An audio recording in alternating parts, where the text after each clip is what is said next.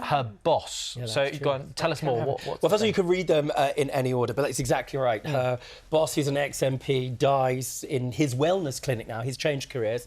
And did she do it? The evidence looks totally overwhelming, as it often does. So to the rest of the world, this woman is completely guilty. But Adam Green, who believes in justice and understands that guilt is much more complex and nuanced, starts unpicking the case. And what he uncovers as you go on the journey is really interesting. But also in the book, you learn a little bit about life at the real bar, because there's another case he did, which is largely based on a case that I also did.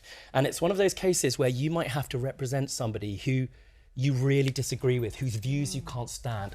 What does that do to you as a barrister? Ethical questions, but at the heart of it, a really good whodunit. Oh my gosh, I can't believe this is number 4. Congratulations. Thank you, love. But in this one, Adam is going up against his best friend. Well, best friend, but are they more as well?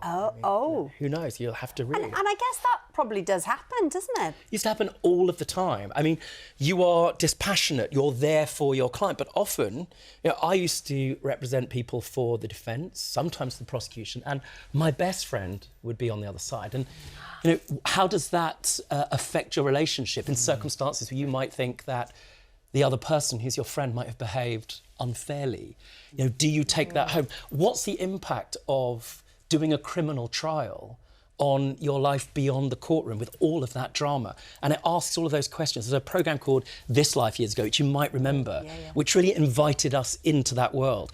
People think that crime is all glamour, but it has so much more, and I think that's why people have really enjoyed reading these books. Yeah, and I guess Adam is he's going through that moment as well about grappling whether to continue as a barrister. I'm guessing, was that something that you had during your time? Sure, absolutely. I mean, life has changed. And you decided to get up. Life has changed for me. It's not just true of the bar, it's true for everyone. And I think that's only some of the stuff that you've discussed in your world of mental health, same thing. Work doesn't have to be perfect, right? But when you're doing a job that has any importance, it has to have some element of belief in the joy and in the nobility of what you're doing. Being a barrister is a job like being a teacher with mission. And if you feel pretty depleted every day, and if you feel that you can't do it anymore, you feel kind of bankrupt. And whilst you might believe in the work, you've got to at least get up in the morning and have that sense of muscle, mission and purpose. And certainly in my life, I got to the stage where I had this lucky break, lucky change. But nevertheless, I'd really reached the moment where I no longer felt that sense of passion. And I think that's the critical element that sometimes we feel. Now, for most people, if you stay at it long enough and you remember things don't need to be perfect, that passion does restore and come back. And that's the interesting thing for Adam Green. Is he going to give up? Does he lose his faith in justice? I mean, so much of the world, we look around now, and the thing that matters to all of us, whatever you are, whoever you are, is that belief in justice. Once you start to lose that beyond your fingertips and your job is to be part of that judicial system, what does that do to you, and can you continue?